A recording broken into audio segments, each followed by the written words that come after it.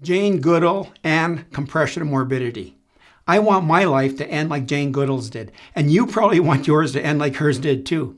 Now, you've probably heard of her. She was a British scientist and conservationist who revolutionized our understanding of chimpanzees by studying them in the wild.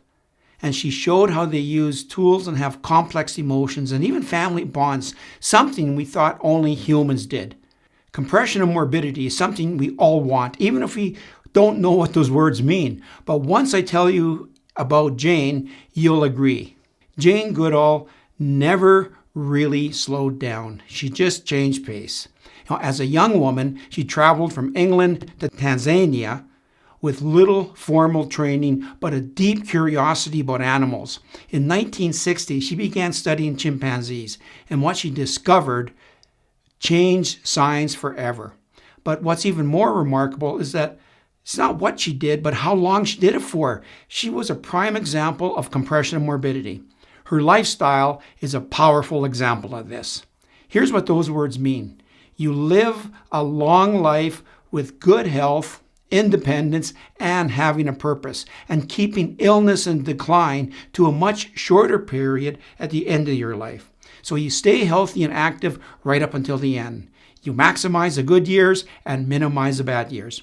And Jane just didn't live long. She lived well for a very long time.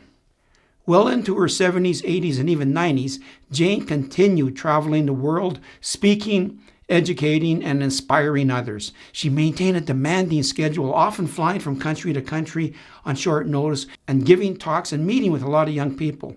Now, many people half her age would struggle to keep up with her, but she stayed mentally sharp, physically active, and deeply engaged with life. She passed the night before she was to give another lecture. She was on a speaking tour, and she was active right up until the end.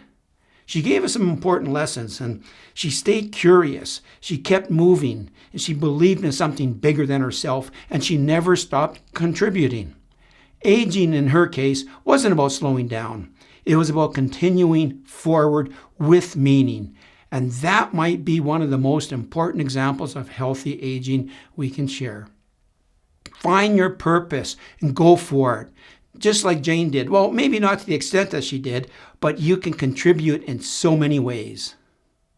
And remember, we all have good years ahead.